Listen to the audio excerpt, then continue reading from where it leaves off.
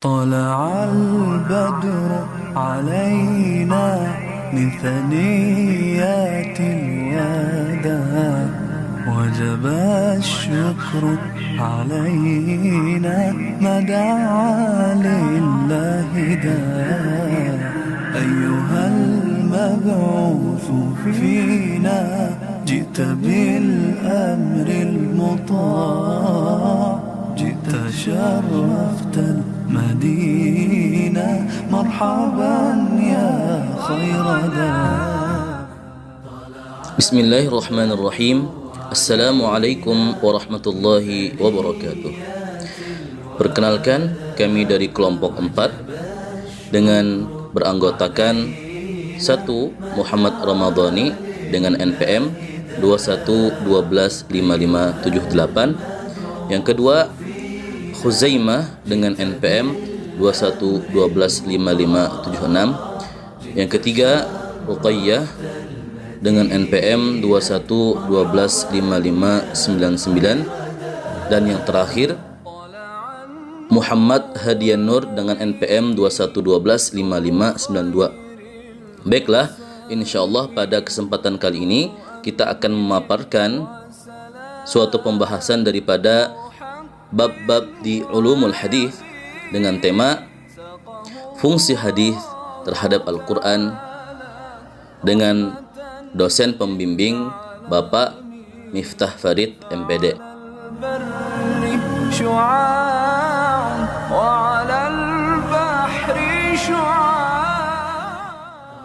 Baiklah, langsung saja kita berlanjut ke pembahasan materi.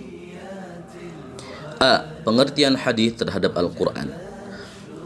Al-Quran adalah kalam Allah Subhanahu wa Ta'ala atau firman Allah Subhanahu wa Ta'ala yang diwahyukan kepada Nabi sallallahu alaihi wasallam melalui perantara malaikat Jibril. Al-Quran diturunkan secara bertahap selama 23 tahun. Surah Al-Quran yang pertama kali diturunkan adalah surah Al-Alaq, dan surah yang terakhir yang diturunkan adalah surah Al-Maidah ayat 3. Al-Quran berfungsi sebagai pedoman umat Islam dalam mencapai kebahagiaan hidup di dunia dan di akhirat. Umat Islam berkewajiban membaca dan mengamalkan Al-Quran.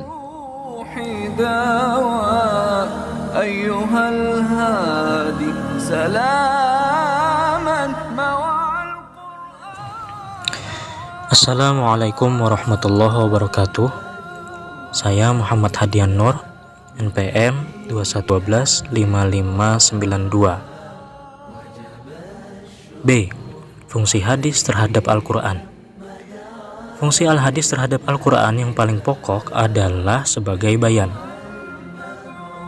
sebagaimana yang dijelaskan dalam surah An-Nahl ayat 44 yang berbunyi, A'udzu billahi minasyaitonir rajim. Bismillahirrahmanirrahim. Bil bayyinati waz zubur wa anzalna ilaika adh-dhikra litubayyina linnasi ma nuzzila ilaihim wa la'allahum yatafakkarun. Shadaqallahul azim. Yang artinya wallahu a'lam. Keterangan-keterangan atau mukjizat dan kitab-kitab dan kami turunkan kepadamu Al-Quran agar kamu menerangkan kepada umat manusia apa yang telah diturunkan kepada mereka, supaya mereka memikirkannya. Quran Surah An-Nahl ayat 44. Ayat tersebut menunjukkan bahwa Rasulullah SAW bertugas memberikan penjelasan tentang kitab Allah. Penjelasan Rasul itulah yang dikategorikan kepada Al-Hadis. Umat manusia tidak akan bisa memahami Al-Quran tanpa melalui Al-Hadis tersebut. Al-Quran bersifat kulli dan am, maka yang juz'i dan rinci adalah al-hadis. Hadis Rasulullah Shallallahu Alaihi Wasallam adalah sumber pedoman kita yang kedua setelah Al-Quran dalam menjalankan syariat Islam. Di dalam hadis ada berbagai riwayat yang isi hadisnya, matan hadisnya yang membantu ketika memahami ayat-ayat Al-Quran, mulai dari macam-macam hukum, permasalahan, kaidah-kaidah, dan lain sebagainya. Oleh karena itu, hadis berperan besar dan mempunyai fungsi atau tugas tersendiri dalam memberikan penjelasan apa yang telah Allah Subhanahu wa taala firmankan dalam Al-Qur'anul Karim. Berikut adalah fungsi hadis terhadap Al-Qur'an. Yang pertama, hadis menjelaskan secara detail dan terperinci apa yang masih sangat umum atau global yang terdapat dalam Al-Qur'an. Sebagai contoh, Al-Qur'an tidak menyebutkan rukun, syarat, dan jumlah rakaat dalam sholat, ukuran dalam mengeluarkan zakat, bagaimana manasik haji, dan lain sebagainya. Contoh hadis menyebutkan secara terperinci mengenai jumlah rakaat dalam sholat adalah sebagai berikut. Itu ada kesalahan penulisan, mungkin isi hadisnya seperti ini. Wabihi ilahi qala haddatsana Ahmad bin Hanbal rahimahullah an Aisyata zaujin Nabi sallallahu alaihi wasallam radhiyallahu anha qalat kana awwalu mafturida ala Rasulillah sallallahu alaihi wasallam salatu rak'atani illa al-maghrib fa innaha kanat thalathan ثم أتم الله الظهر والعصر والعشاء الآخرة 4 في الحضر وأقر الصلاة على فرضها الأول في السفر أو كما قال صلى الله عليه وسلم, yang artinya diriwayatkan dari Imam Ahmad bin Hanbal dari Sayyidah Aisyah radhiyallahu anha, istri Nabi sallallahu alaihi wasallam. Beliau berkata, pertama yang diwajibkan salat kepada Rasulullah sallallahu alaihi wasallam adalah 2 rakaat, kecuali maghrib yang 3 rakaat. Kemudian Allah sempurnakan jumlah rakaat zuhur, asar, dan isya akhir 4 rakaat dalam kondisi hadar atau tidak dalam kondisi musafir, tidak dalam kondisi safar, yaitu kondisi hadir, dan ditetapkan sholat sebagaimana kewajibannya yang awal di waktu safar. Yang kedua, fungsi hadis terhadap Al-Quran, yaitu memberikan batasan-batasan tertentu yang telah disebutkan dalam Al-Quran. Sebagai contoh, hadis menjelaskan batasan atau ketentuan memotong tangan bagi pencuri yang disebutkan dalam Al-Quran. Nah, itu tadi fungsi hadis terhadap Al-Quran.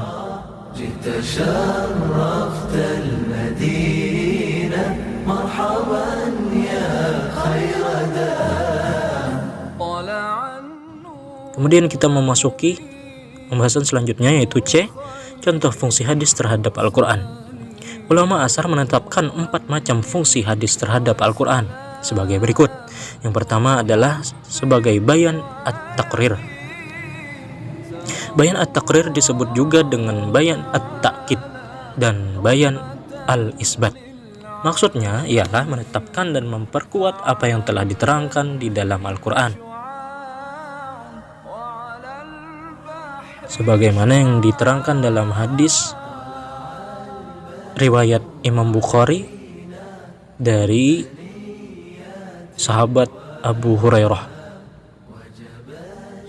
yang bunyi hadisnya kira-kira seperti ini.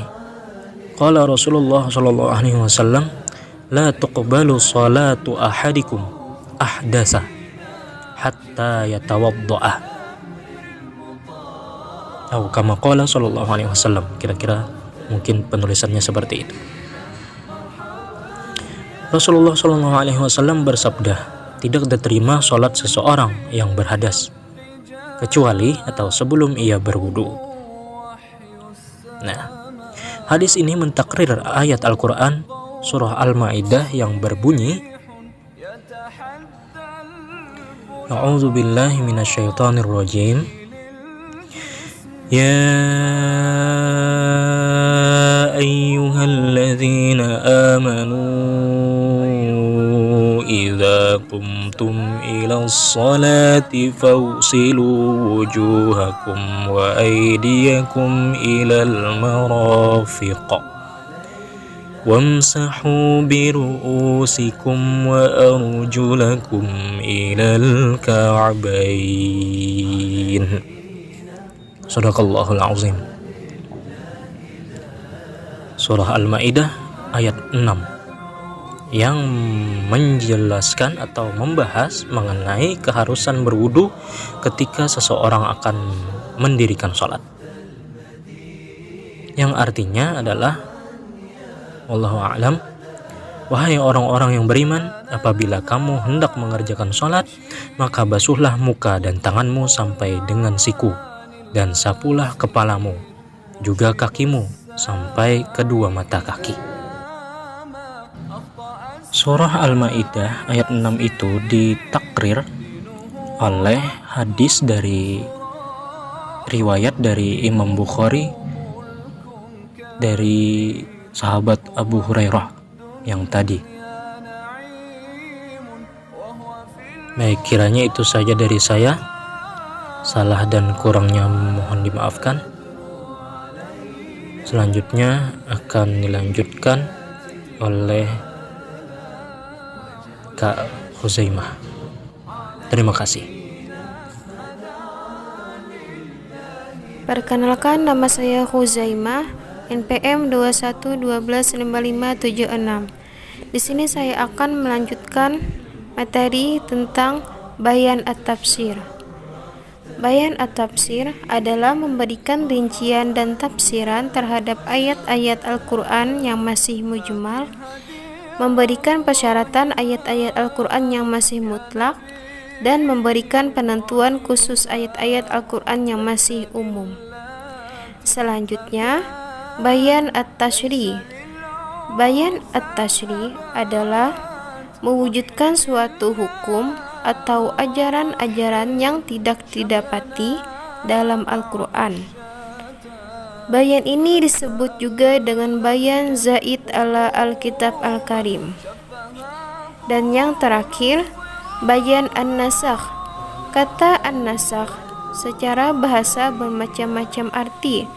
Bisa berarti al-ibtal, membatalkan, al-ijalah, menghilangkan, atau at-tahwil, memindahkan, atau at-takyir, mengubah. Menurut pendapat yang dapat dipegang dari ulama mutaqaddimin, bahwa yang disebut bayan an-nasakh ialah adanya dalil syara yang dapat menghapuskan ketentuan yang telah ada.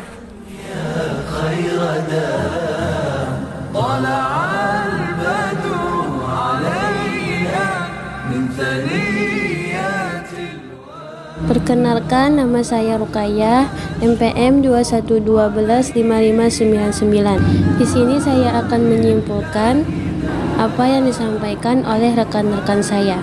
Kesimpulan. A. Hadis merupakan salah satu sumber ajaran Islam. Hadis menempati kedudukan kedua setelah Al-Quran. Keharusan mengikuti hadis bagi umat Islam, baik perintah maupun larangannya. Sama halnya dengan kewajiban mengikuti Al-Quran. B.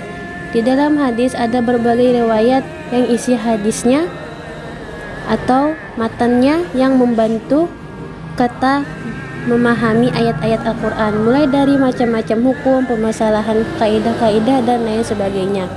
C. Ulama asar menetapkan 4 macam fungsi hadis terhadap Al-Quran, yaitu bayan at-taqrir, bayan at-tafsir, bayan at-tashri, dan bayan an-nasakh. Tala'al badru alaina min thaniyatil wada.